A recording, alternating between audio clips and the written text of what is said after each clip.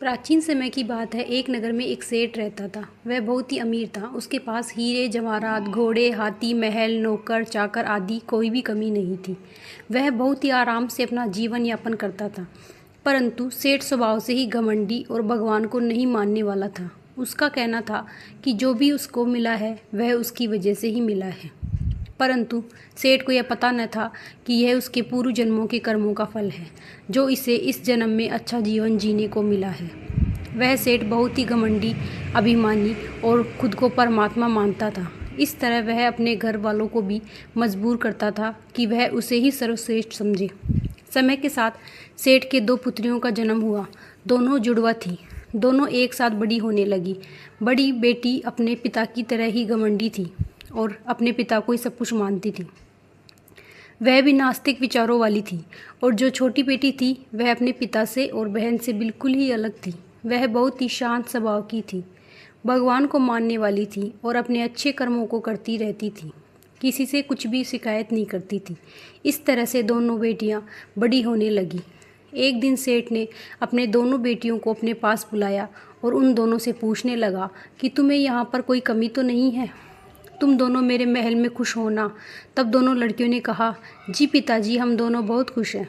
सेठ ने सोचा यही सही मौका है कि जब उसे अपनी बड़ाई सुनने को मिल सकती है। उसने दोनों लड़कियों से पूछा, अच्छा तो तुम यह बात बताओ कि जो तुम्हें यह सब मिल रहा है, आराम का जीवन, सुख सुविधा, नौकर चाकर, जो भी मेरे पास है वह तुम दोनों भोग रही हो, तो यह बताओ कि तुम्हें यह सब कहाँ से मिलता है और तुम किसके भाग्य का खाती हो? यह सुनकर बड़ी बेटी झट से बोली, पिताजी, मैं तो आपके भाग्य का खाती हूँ। आपकी वजह से ही मुझे सब कुछ मिला है और यह आराम जीवन में जो जी रही हूँ वह भी आपकी वजह से। अपनी बड़ी बेटी की मुँह से इतनी प्रशंसा सुनकर वह खुशी से फूला न समाया। अब बारी थी छोटी बेटी की। तब उसने छोटी बेटी की तरफ मुँह करके यही प्रश्न पूछा कि तुम बताओ, तुम किसके भाग्य का खाती हो? छोटी बेटी ने कहा, पिताजी, मैं तो अपने भाग्य का खाती हूँ। जो भी मुझे सुख मिलता है मेरे भाग्य के अनुसार ही मिलता है। मेरे कर्मों की वजह से ही ये सब कुछ मुझे मिल रहा है। जो भी मेरे साथ हो, चाहे अच्छा हो चाहे बुरा हो, वह मेरे भाग्य से ही मिलेगा। यह बात सुनकर सेठ को गुस्सा आ गया। सोचा इसे सबक सिखाना ही होगा। इस तरह घमंडी सेठ ने अपनी पुत्री को सबक सिखाने का सोचा और अपनी दोनों पुत्रियों का विवाह निश्चित करने का प्रणय किया। तब उसने एक दिन मंत्री को अपनी दोनों पुत्रियों के लिए वर खोजने के लिए आदेश दिया और कहा कि बड़ी पुत्री के लिए राजकुमार वर और छोटी पुत्री के लिए भिखारी वर ढूंढा जाए। सेठ के आदेश के अनुसार बड़ी पुत्री के लिए राजकुमार और छोटी पुत्री के लिए भिखारी वर ढूंढकर उनका विवाह कर दिया। अपनी छोटी पुत्री को विदा करते समय सेठ ने कहा, पुत्री, तुम्हारा वर बहुत ही गरीब है, ऊपर से अस्वस्थ भी है।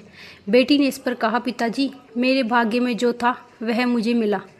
सेठ उसकी इस बात पर क्रोधित हुआ और अपनी छोटी पुत्री को एक जोड़ी कपड़े में विदा कर दिया और अपनी बड़ी पुत्री को सोना, चांदी, कपड़े और नौकर चाकर देकर विदा किया। दोनों पुत्रियां अपने पिता के घर से विदा होकर अपने ससुराल चली गई। बड़ी पुत्री स्वभाव से घमंडी थी, इसलिए जब भी उसके घर में चींटियों का झुंड आता वह उसे मरवा देती। और छोटी पुत्री का स्वभाव शुरू से ही सरल होने के कारण उसके घर में जब भी चींटियाँ आती वह अपने भोजन में से आधा हिस्सा बुरा और चीनी मिलाकर उनके बिल के पास रख देती और बैठकर कीड़ी नगरे की कहानी सुनती। तो धीरे धीरे छोटी बेटी के घर में धन भरने लगा। उसके पति की काया कंचन जैसी हो गई। उसके घर में लक्ष्मी जी के साथ कुबेर जी का भी वास होने लगा। उसका पति दिन दुगना रात चौगनी तरक्की करने लगा। कुछ ही महीनों में उसका पति सेठ कहलाने लगा। इधर बड़ी बेटी की चींटी मारने का श्राप लग गया और उसके पति को कोढ़ निकल आया। वह भी बीमार रहने लगी। उसके घर का धन वैभव सब धीरे धीरे समाप्त होने लगा। उसके सास ससुर बहू को अब अपशुगनी मानने लगे। इधर सेठ सोच रहा था कि अब तो छोटी बेटी को सब आ गया होगा, अब तो तू मेरा जरूर गुणगान करेगी। यह सोचकर अपने आदमियों को दोनों बेटियों को बुलाने के लिए भेजा। दोनों बेटियां अपने पिता के घर आई। अपनी दोनों बेटियों को देखकर सेठ हैरान हो गया, क्योंकि बड़ी बेटी बहुत ही गरीब अवस्था में थी, ऊपर से अस्वस्थ भी थी और छोटी बेटी की काया कंचन जैसी हो गई, ऊपर से वह गहनों से लदी थी। अब सेठ को समझ में आ गया कि सब अपने अपने भाग्य से और अपने अपने बीते कर्मों के फल का खाते हैं।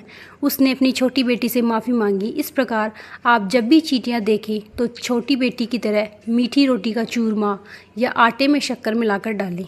चींटी की कहानी सुने, कीर्ण नगरे की कहानी सुने। ऐसा 7 दिनों तक लगातार करने से आपके घर में लक्ष्मी जी के साथ कुबेर जी का भी वास होगा। जय श्री राधे।